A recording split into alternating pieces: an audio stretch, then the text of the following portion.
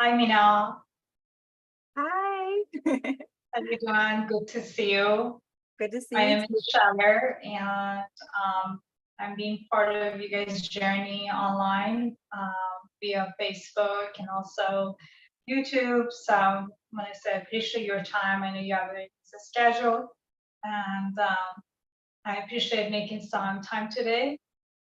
My name is Shaler. I do hypnotherapy, and I also got to the spiritual journey since 2012 after my near-death experience. And I did meet you back in 2020, and I saw you with the Palladians family. I do have a picture of you, and I will share that later in the page so we can see the reference of that. And also, I briefly know the group. I connected Akuro back in 2020 as well. I asked her to do the reading for me for the past life regression. And I spoke to Natalie briefly as well. I'm very connected to her too through the spiritual journey. And I briefly know Ruben through our mutual friend. So it's beautiful how everything come in full circle. And ever since I've been listening to you guys, I feel home in the sense of the real home of heart for me. So I do appreciate that you guys making a beautiful journey. So for not just the people online to see it, for the new generation to understand the truth. Fortunately, some of the new generation, they don't know the truth. And you guys being the voice of that. So I do appreciate that. Thank you so much for that. Thank you. Thank you for doing your part. We all have our parts. So tell me about yourself, tell me about your work. So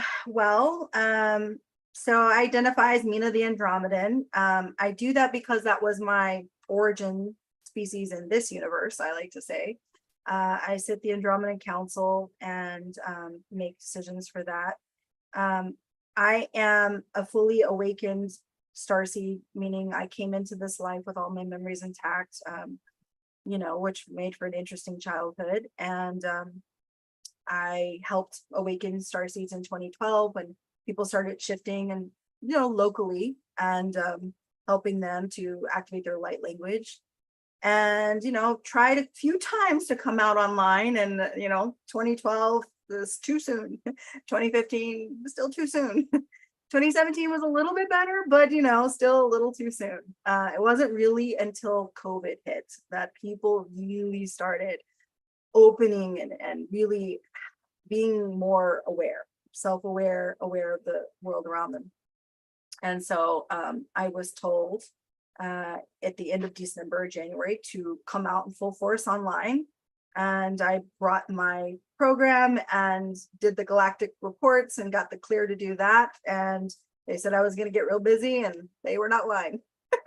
So I've been busy ever since. So doing my thing. So I'm here. I was sent here to help starseeds. So, there's a lot of starseeds. Their mission is to help humanity to ascend. But I indirectly do that by helping starseeds and guiding them and making sure that they're empowered so that they can fully step into their power to help and assist humanity. So that's my small part. Thank you for sharing. I have a lot of questions for you. One of my biggest question as personal level for myself as experience, I would like to know about you. Have you handled family members to ask you, how did you get this far, or what does that mean? You can do light language. What it does really? How would you answer that? How would you respond to that? To family members asking this? Yes. Well, I know I would answer now. Then it was different, because growing up, I was like a little bit of the black sheep of the family. Even in my family where we all had gifts, it wasn't, strange. We had, psychic abilities and telepathy and all the clairs. It's normal.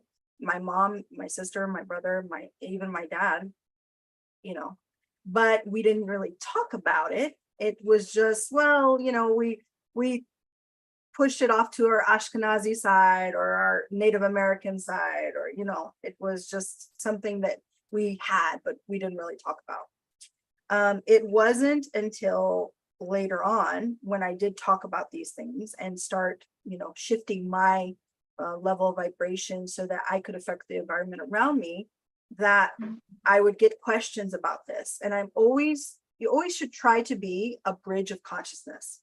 So try to be an extended hand for information without being forceful, pushing your knowledge on people.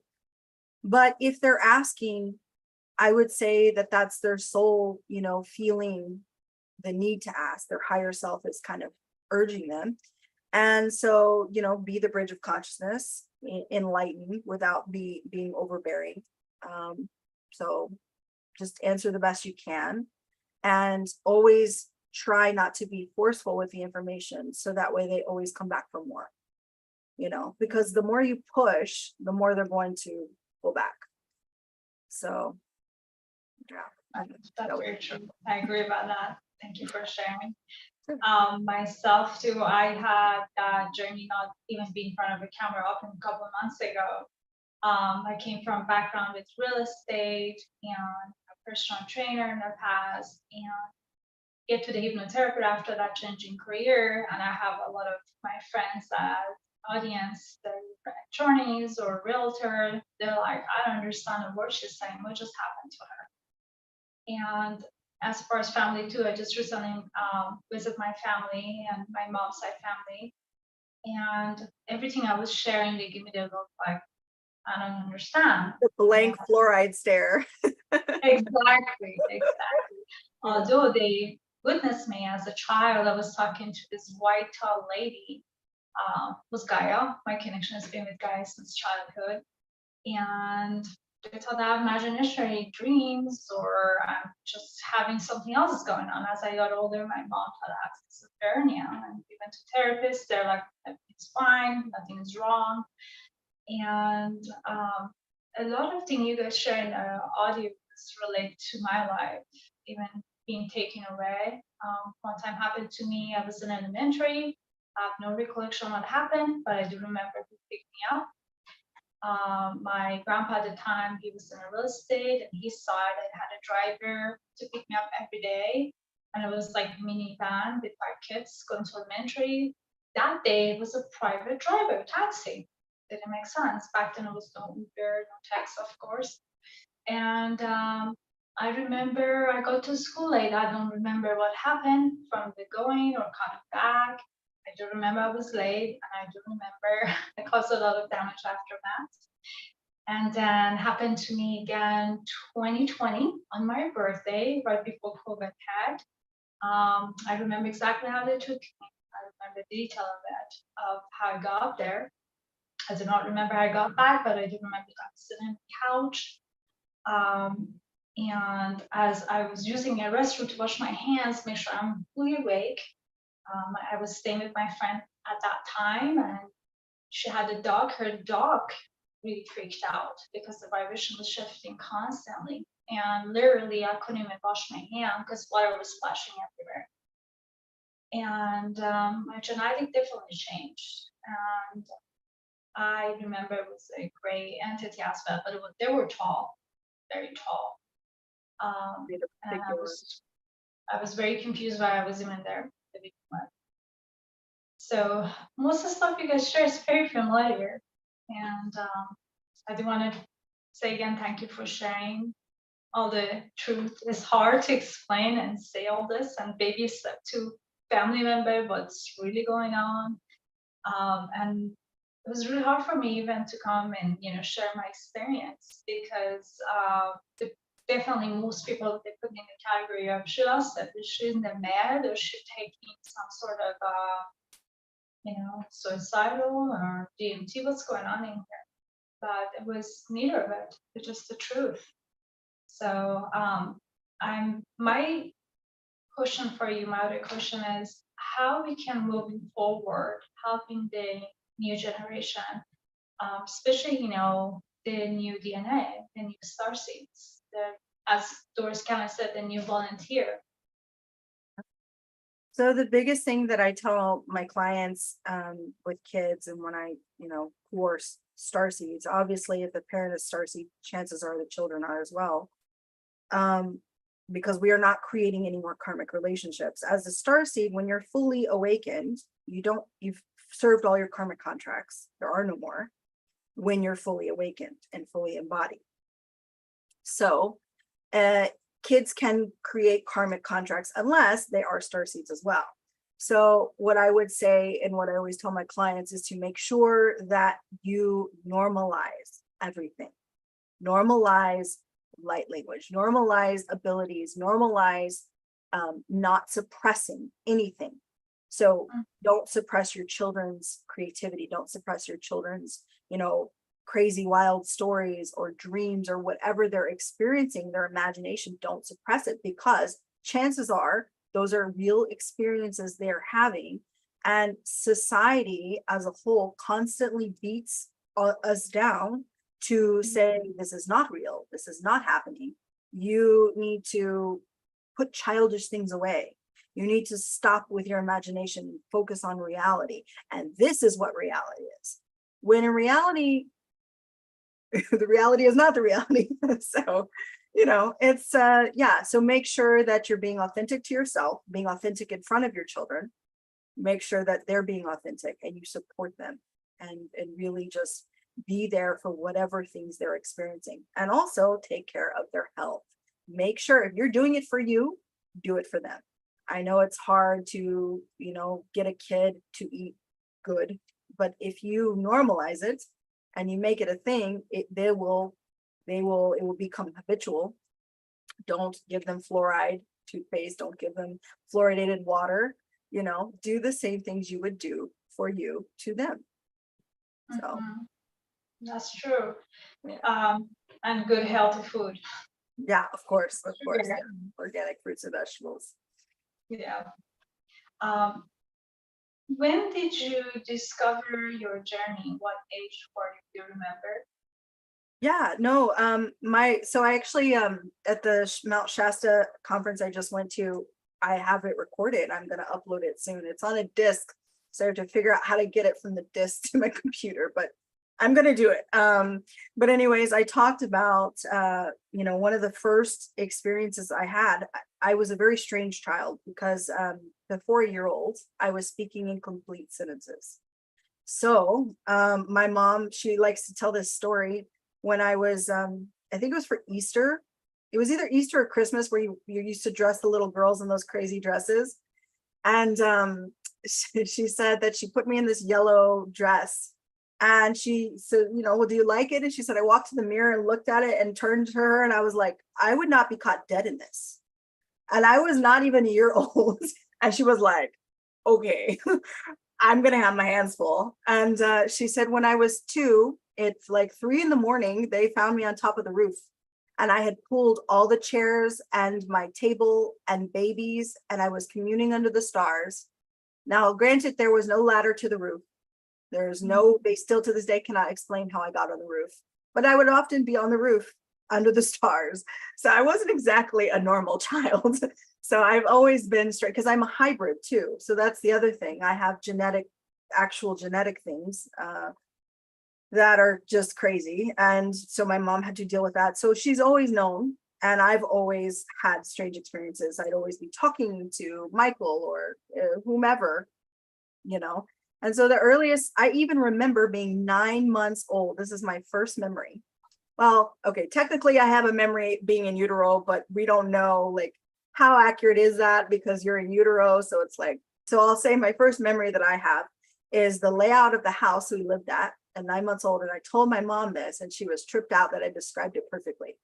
So, I fell asleep on the cabinet. I was like, walking, but not walking by myself, but I would climb before I could walk. So she found me asleep on the counter, asleep in peanut butter and Kool-Aid with a wine glass. Oh boy. So luckily there was no wine, but I think I was bougie then too. So, Wow. but the fact that I described the layout of the house still to this day at 9 months old is, pretty profound. So I think, like I said, when I say I've literally been awake, I used to tell her all the time, "You're not my mom," when I was a kid. And so probably And tore how should you take it? yeah. Did you- I mean, I was the oldest, so I think at first she was just like, "Well, then who am I?" And I always referred to her as my toddler mom because I found out actually she was my daughter in a previous life. So I think she took it fine, but I feel like, I'm sure it probably hurt her feelings a few times because, kids just say the first thing because they're so close to the veil. They just say whatever, they're feeling, and it's no filter. And so, yeah, I probably said some things to her. I know when she went to Korea, I told her, "How could you do this to me?" at 2 years old. So I'm sure it was not easy to raise, I'm sure. So yeah, that's probably my earliest one is 9 months though. My earliest So one. by now she's pretty much used to Oh, every well, now she everything. does his light language and channeled herself now. So That's beautiful. That yeah, is so beautiful. That's she, awesome. yeah. It's So you very continue important to to have shift. support. As long as you continue to shift yourself and shift, you can quantum jump into timelines when everybody is ascended. So Absolutely. Can you explain about hybrid? yeah. So there's different kinds of hybrids. In fact, that was what my talk was about at Shasta. There's hybrid souls, there's genetic hybrids, there's walk-ins, and then there's embodiments. And these are, I would say, different categories of how starseeds come in. And so the hybrid soul, which is what I am, just means that all my previous incarnations are intact and my memories are intact. So because they're intact, and when I crossed into the veil or through the Stargate portal of Antares anyway, I didn't forget. So because I didn't forget, I kept my abilities and even some of the genetic markers. So like I have some physical Lyrian traits, and I have physical Archangel traits, I have physical Andromedan traits, physical Pleiadian traits, obviously, and physical, what's the other? Speaking and Procyon, and yeah, so on and so forth. So those basically, the other way you could tell, there's something called etheric numbers. Natalie actually does this, and she runs your etheric numbers, and a normal starseed has a range of up to 5.5. Hybrid souls go beyond that.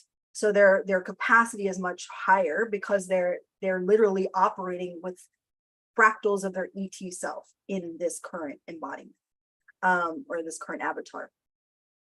What else? So you'll probably have memories. You'll probably have memories of past lives. You probably have gifts that manifest very much in the 3D, not just the 5D. So that's hybrid souls. Then there's genetic hybrids, which a genetic hybrid will not be able to pass for human. They're usually genetically modified, or eggs are taken from, say, a human host or a starseed, usually starseed, and taken to the ship to be inseminated and mixed with genetic, and the babies will be kept there and raised. And so usually it's consensual, but there are exceptions, of course. VNA doesn't have any qualms about breaking universal law. But I know many people that have hybrid children that are sitting up there, and they are very much hybrid in every sense of the word. Like you can look at them and tell they're not human. Yeah. But they do have the starseed genetics, the human genetics. Mhm. And then, of course, a walk-in is a soul that makes a pre-contractual agreement with another soul that does not want to continue their journey on Earth. And the ET steps in, takes over, and lives out the remainder of the contract, or the life, so to speak.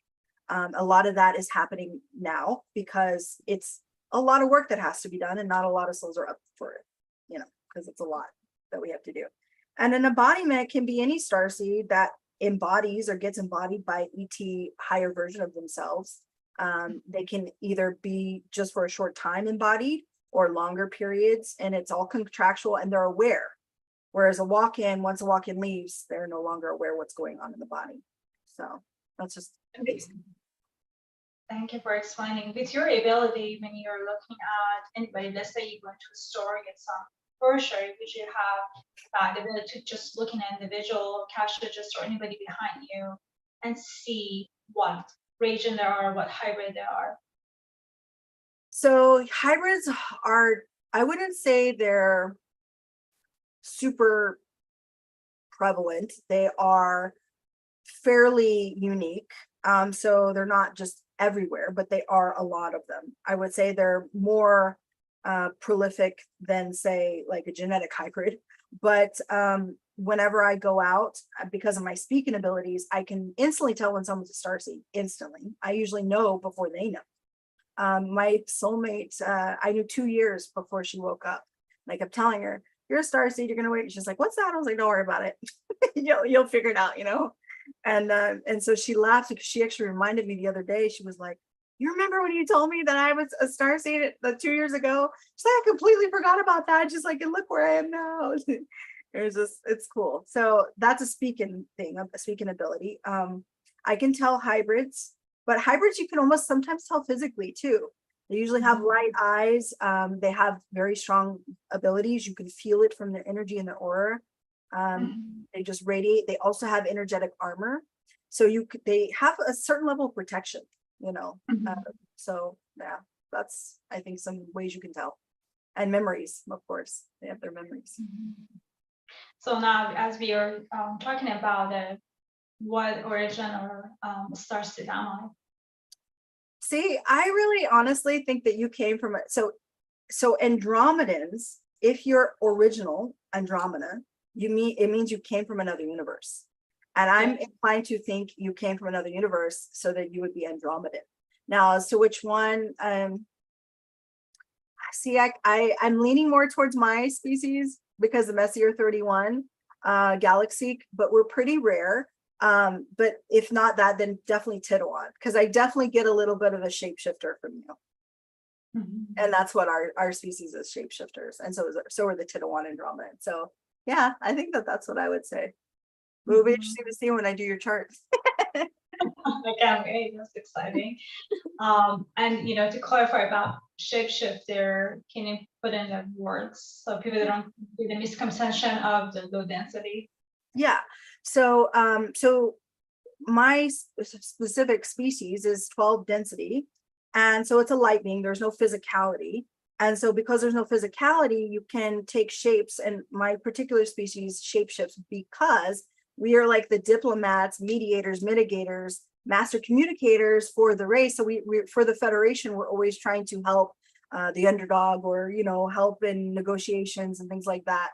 So we have to be very good with communication. And so we will shapeshift into different beings to better communicate. What better way to empathize and understand another species than to become them and become a member of their species and communicate. So yeah, so that's the shape-shifting I'm talking about. It's always with consent, always, universal law. But yeah, and so oftentimes they'll have light eyes. They can remote view, so you can definitely can drop into other beings with consent, of course. So I often do a lot of sea creatures, so whales and things like that, which is, I have a tie to the ocean. Also, the feminine in Andromeda is the leader. So women are in charge, and they are very beautiful. That usually is something that's associated with the Andromedans, but I think it's just because if you can choose any form you want, why not choose the one you like? So, and the men are very supportive of their roles. Let's see what else. Usually their energy or their etheric bodies are like purple, kind of purple blue. Yeah, so that's usually the color associated. And so also they will gravitate toward these colors. So yeah. Very much true. That is so true. Yeah. So I've seen us, like, for example, the shapeshifter example of it.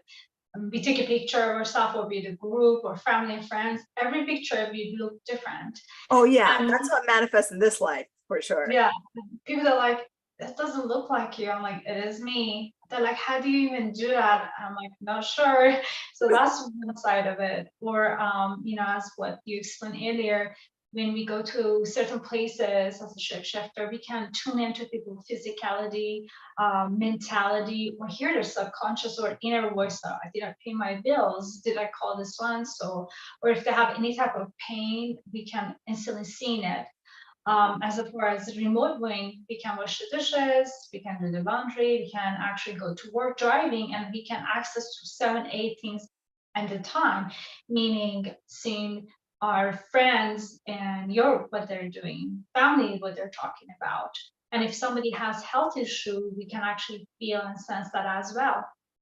So this is part of being that. I would say that's actually more an archangel thing. Mhm. So there are some traits that do cross over, but back to how it would manifest in the 4D now. In the 4D is I've been called a chameleon my whole life. I can have many different hair colors and try different makeup, and I will, like you said, look like a different person in every single picture, to the point where people are just like, this is fake, blah blah blah, you know. And I'm just like, no, I swear, like, here's a baby picture, look. You know, because, you know, we are to communicate, to empathize, to find common ground. You want to, you know, you make friends with all walks of life, and you don't judge, and you're very open, and I think that that's part of that empathy. But more than just being an empath, it's relating on a soul level. And so even I notice when I talk to somebody who has an accent, if it's too long, I will start to pick up the accent. You know, it's just a matter of making people feel comfortable, you know. And I think that that's how it manifests very much. But yeah, everything else you said was spot on. Definitely. And also I noticed with people, they do exactly what you said, in being empath. So it's not about crying with them all the time. It's understanding their perception, put yourself in their shoes, that lens that you're speaking about, almost like being actor, all part of the one movie. In one sense, you can be the comedian, on the other hands, you can be serial killer, follow me. Like, you can be all of it, but it's one actor. They just changed the makeup and hair and dress, but it's the same person, you know? So we have to, I'm not saying to play a part or act, but put ourselves in people's feeling, in order to understand it. Because oftentimes, as human conscious, we look in somebody, right away we're like, well, why they dress this way? Why they say that? That's just ridiculous. And the mind goes to distortion information of what we've been taught through family members, school, whatever it might be. There's some understanding. They're just us. Because they're not by blood relate to us as a brother, sister, or cousin, it doesn't mean they're not part of us. And that's something people, they can grasp about Christ consciousness. He was everything and anything in order to enhance the energy and share that love. It's the I see you in me, and you, the reverse of that. But I think that, it's not a facade. Not at all. It is literally when you are relating to that person and finding that common ground, you absolutely are 100% in sync. It's not fake. It is authentic and as real as anything else. And because you really are doing it from the heart, it's literally the heart connection.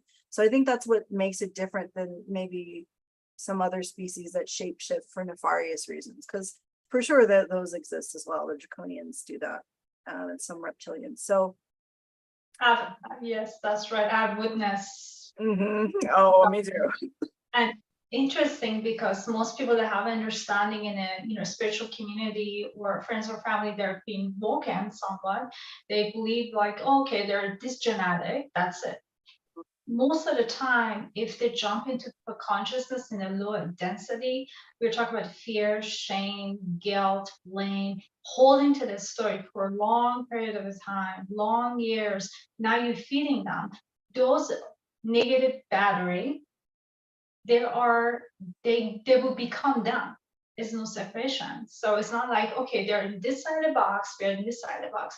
Literally, they become them. So as they speak as an analogy, or they share the feeling and the thought, the face goes to the entity that been commingling remotely their conscious. So you don't see is a she, is a he, is a person in front of you. You see that entity actually doing their work, and that person is going to the stigma, not realizing who's controlling their mind. And sometimes they say something hurtful, they're like, I don't even know why I said that. Well, think again, who's really controlling it? And in this new stage, a lot of people have a hard time to really believe it's happening, but the truth of the matter is it's really happening. And this is split that we are feeling it from density to higher consciousness. It's very obvious. I mean, you can't even hide it anymore. It's happening globally, it's happening with a family member. And most people, they believe it was part of the COVID. That was the beginning of the stepping stone. This is like quickly unfolding. I feel like everything really happening faster. Oh, And yeah. I'm not only feeling it, I'm seeing it. And one thing I came across recently, just this Friday, Saturday, with my family member, I'm like, I didn't see that part. And the spirit said it was always there. The difference is you didn't utilize all your conscious levels to see it. So they could mask it. Now it's unfolding as you see what it was. It's not like it wasn't there. You weren't able to see it. Almost like you see the tree every day, you passing your house and you don't pay attention to it because you're thinking about different thing in your mind at that current time. But once you pass it back and you start counting it, you're realizing, oh, that was there the whole time. I didn't see it, that tree, that flowers, it could be anything. So our mind is going to grasp information as we go through our life, the base of what we want to see, what we want to believe, and it start creating a story. If people start removing a filter of their previously experience in life, the magic is there.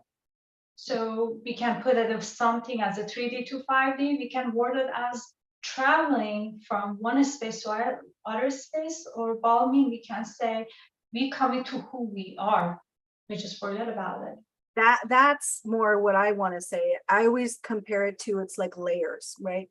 Every past incarnation is a layer that's stacked on top of each other, like kind of like a sandwich, and you need to compress them down into the sandwich. They're just pieces separately, but together they're stronger. And maybe there's a part, a fractal of yourself that would identify that difference and that change, but you didn't, because you were a piece of a whole. And when we make those pieces together and bring the whole, now we have the complete picture. Now we have the complete gifts. Now we have the complete sight and the complete feeling. And so we're seeing things more because we're starting to compress those layers and build that foundation stronger and stronger. So Absolutely. My other question is for you about spirituality.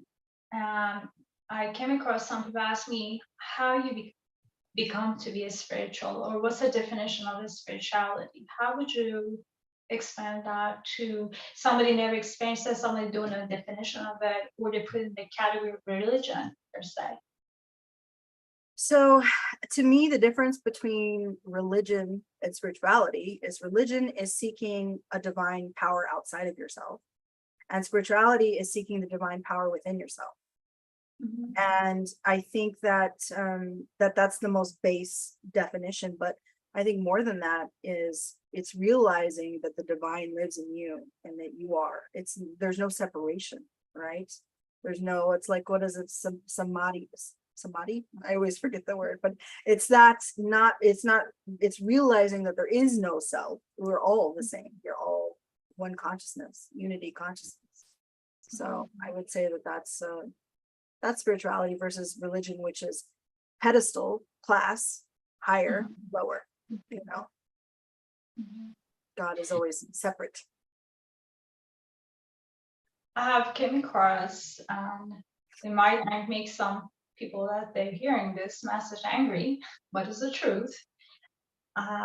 They think they're spiritual wrong. They wear the necklace, they wear the they wear oil, they eat organic, they're vegan, they meditate, they go to this many ritual ceremony. We're talking about ayahuasca, we're talking about DMT, mushroom, Balmain, all the thing about, which means right now there's been a big trend. And they expect to universe provide them what they believe it is, versus of understanding. Universe always been providing. We just need to add on ourselves to the homework, the willingness, the doing, and being uncomfortable and accepting things differently. And they believe if they're going to the community or some sort of a big training, they will fully jump into the boats. Or they do 8 hours meditation, things can change instantly.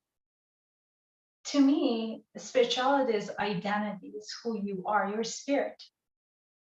By definition is the understanding the job that you do daily, the uniform you're providing, you're wearing as a sheriff, as a nurse, as a doctor, as a teacher. It is not truly who you are. It's part of what you're sharing to others as a gift, as exchange. And you're providing for yourself and loved ones. And by going to ritual ceremony, wearing clothes and projecting the image, but when it comes to the practical doing daily, round the clock, if you don't provide that, you are, by definition, you're projecting the truth versus the truth. You're creating audience to watch your new movie, but in reality, you're not being authentic. Yeah, like a facade, just another set of clothes, another uniform.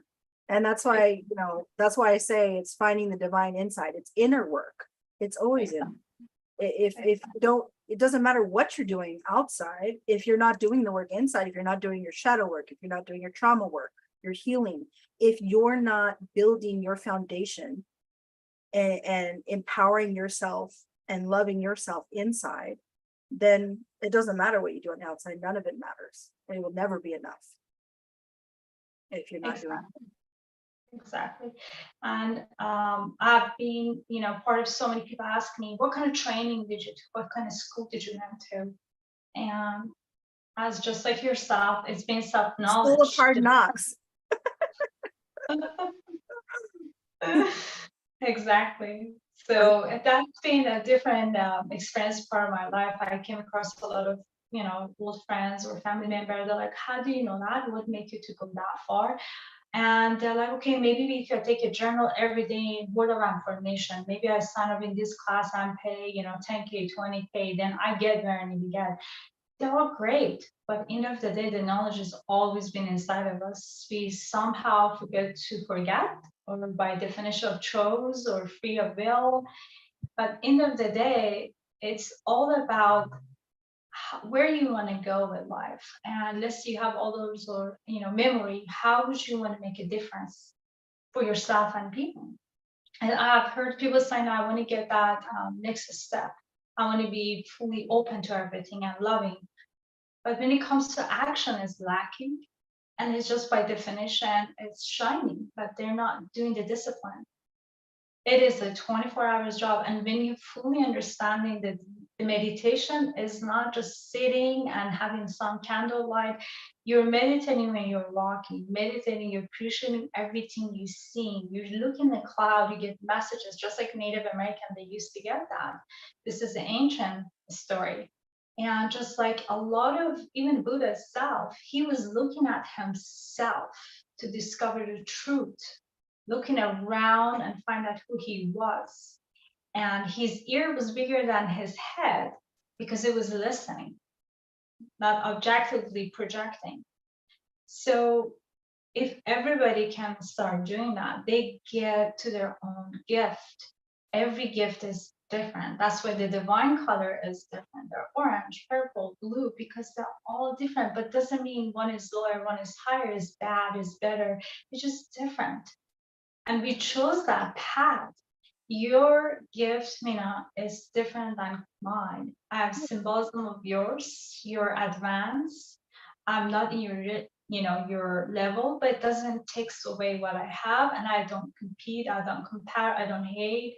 And one thing I realized about you guys' journey, this is a great exercise and reminder for people that are listening right now. You guys do share each other page.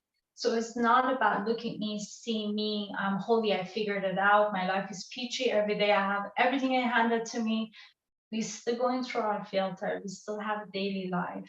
And the point is in here to realize it and do something different than last day, or the moment is coming the next day, or that current time.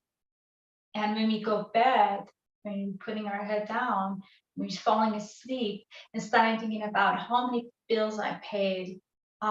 She was hot, he wasn't hot, all the story people they create in their mind, and objectively they go into their beautiful Facebook and Instagram as they're watching right now, and judging every page and thinking everybody had it so good because that's a projection we were looking at, but we don't know what is going on behind their walls. And instead of just liking their page, call them, ask how they're feeling, think about them. Don't sit there and judge them, love them. And this is a part of awakening. This is part of a conscious level. This is part of the Christ conscious. That's how they can raise up. That's how they can be the best version of themselves without sitting meditating 8 hours a day. There's nothing wrong with that either, but it's good to practice it around the clock every day, and start it with yourself and see things in different prosperity and different ways of how you're looking at life. That's how actually honestly I started and has not ended. And the moment we go into our old programming, or I want to call it human mind, I promise this spirit will guide you and help you. You just need to open your heart and see things from different perspective, and put a limitation of expectation minimal. Stop expecting somebody from magic universe is gonna hand you 1.5 in your pocket. Stop believing that you're gonna sit in someone writing some notes and people they're gonna give you whatever you're looking for immediately, or the spirit source. We have to do our own inner work. Absolutely. And I think that too, I mean, going back to, it doesn't matter, how many days, it's not about like how many meditations you can knock off or how long you can meditate, or, if the quality of what you're doing is not there, it will be reflected. You're not going to have the downloads, you're not going to have the upgrades, you're not going to have those experiences, you're not going to be able to channel, you're not going to be able to do all these things, these gifts that are divinely yours, because you are standing in your own way. You're not doing the work. And if there is density around you, if you're not working through these densities or these your shadow work or anything like that, it's going to manifest. It's going to manifest by you not having gifts, or you not being able to access things that others may, because you have the ability. You just have to do the work. Everybody has to do their own work. That was the difference between, we're at the same road that the Atlanteans were at, technology or spirituality. And if we don't do the inner work, and it has to be quality work. You can't just, oh, well, I meditated 5 times today, I eat healthy and I do this. No, you need to do more than that. You've got to really, be it and live it here. And whatever you're saying has to align with what you're doing. Otherwise, it's not going to work. Exactly. Or when you're going before you go to bed, as I was saying earlier, you feel in peace with yourself, knowing if you don't wake up the next day, when was the last memory you left behind for anybody around you or whoever came across you? That is very important, because nobody gave you an email saying today is your last day. Yeah. We don't know.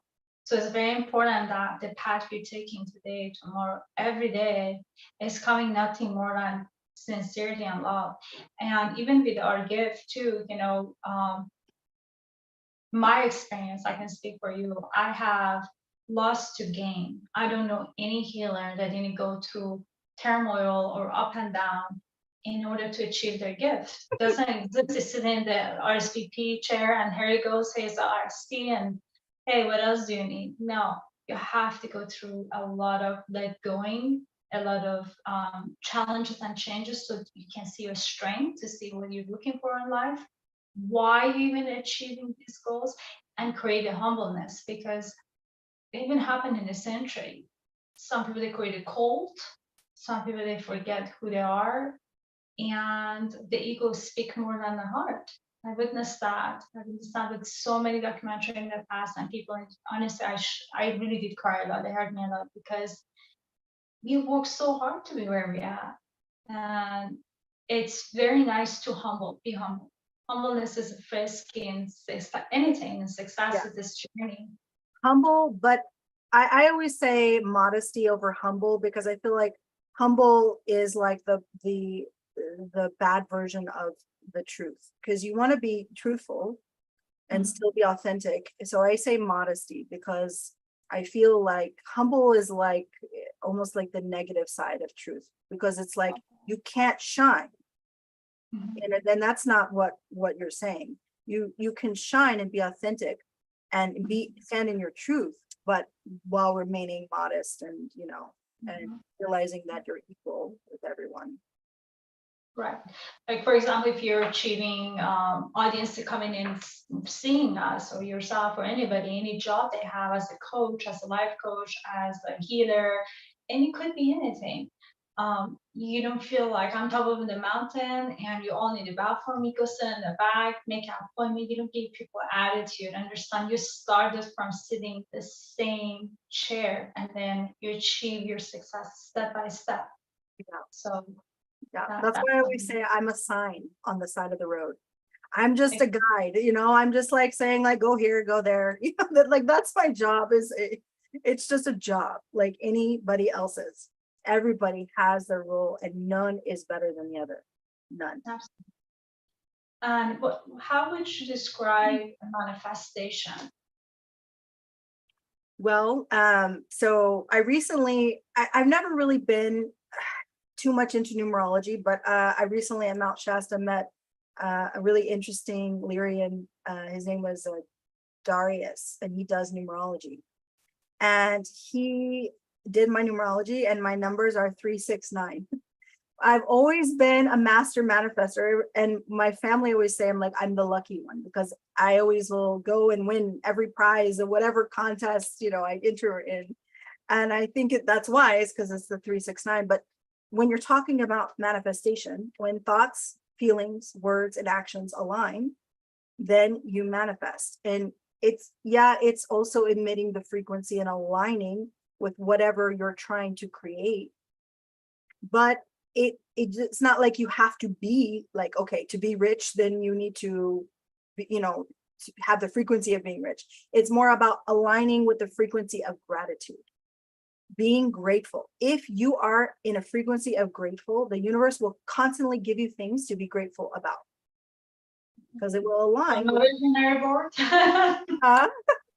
No Yeah. visionary board. We don't have to create a board and start gluing all the vision and idea like a law of attraction. Do whatever makes you, I honestly don't do that, and it seems to be working okay for me. So I make sure that my thoughts, feelings, emotions, and actions align. If those align, and I'm putting out the frequency of being grateful for everything, then the universe matches. It meets you. It always meets like with like. It's a little bit of law of attraction, but I feel like not in the way that they thought. I agree. I don't do that either. I do believe that exactly what you said, as long as the heart is centered and the mind is clear, you create a manifestation, and oftentimes they show you prematurely through the number of license plate, or you see the same car over and over. You're like, I was just thinking about that. Well, your DNA replicated through the matrix and projecting what you think in that current time, and the number is related to our DNA code. We think it's out of that word, but it's right here. Everything is in here. So, and I do believe when your heart and mind is open differently, you can create beautiful thing, magical thing. And a vision board might work for somebody, but it was a way for people to showing them, hey, create your whatever you have in the mind. Again, it's a mind, powerful thing, and make it happen. So, and we can't do that without constant writing and posting it in the wall, but just knowing and feeling it. Because people are saying, I do believe I'm positive. I'm like, do you feel positive? No. Well, that's a lack. They need to be hand in hand. Do you feel like your heart is open? I want it to be open, but do you feel it? No. So that's a lack. So you can create a vision board all day long. If you don't have those things together, it means nothing. It's like buying the books, never opening a book and reading it. Yeah. And having that divine surrender too. The surrender to the divine, that trust in the universe that everything is going to work out. I've always, my entire life, said the universe always provides. Anything. It doesn't matter. Even when I wasn't as advanced as I am now, I still always would be like, you know, if something comes up, it's always taken care of, because I trust the universe. I trust in the divine. I trust in source. So I trust in myself, you know, so all of that needs to learn. This is the reason why we're talking. Exactly.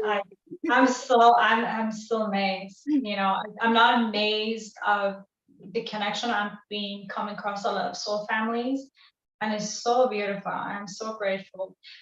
But I'm amazed because I remember I saw your place and I'm like, I know her from somewhere. I know her, and it was eating me alive. And literally, as I came back from Costco on the way back to the house, I was like, oh my God, they showed me the image, your face, the background, and you were in my dream 2020 with Galactic Federation, and it was older lady with a long gray hair. And I remember she was holding a universe in her hands, and it was spinning by itself. And she goes, do you remember me? And I was like, nope. She's like, you will remember your family soon. And it was a guy next to you. He was possibly about age 25 or so, younger, blonde hair, blue eyes, same clothing or custom, like, you know, star seats that you have seen people they painted on online or movies, Star Trek, similar to that.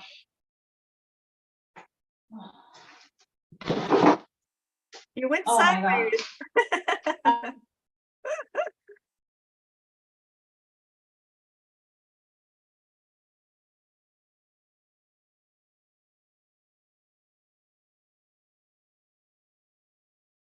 Are you there?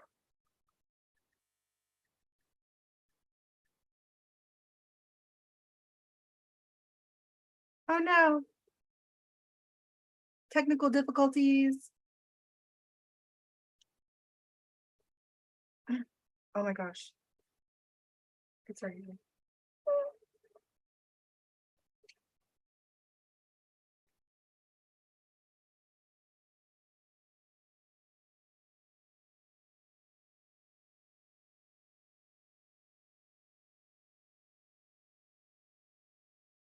Okay. All right. We will continue this. I'm actually going to hop off. I have a session. We will continue part 2 because I love her and I think that this is a great interview and I really want to continue it. We have lots of interesting points and we've talked about a wide variety of topics and I feel like we can talk just all night long. So with that being said, I'll go ahead and end the live. I haven't been checking your guys' messages, so I don't know if you have left anything. Let me check just real quick to see if you guys have. Oops. Let me check just if you guys have left any comments or anything. I think her phone died. All right. I love you guys so much. Thank you for joining. I know it was impromptu. I didn't even tell you guys I was going live again. But yeah, I hope you enjoyed it and I will be editing this. I may take it down and edit it to incorporate the picture she's talking about that she dreamed of me back in 2020. So she's seen me and met me in the astral realm and it's amazing. It looks just like me. There's been quite a few people that have had that experience and met me in the astral and, you know, that dream about me and have seen me. So apparently I get around in the astral realm. So thank you guys so much. I love you. And yeah, I'll see you next time.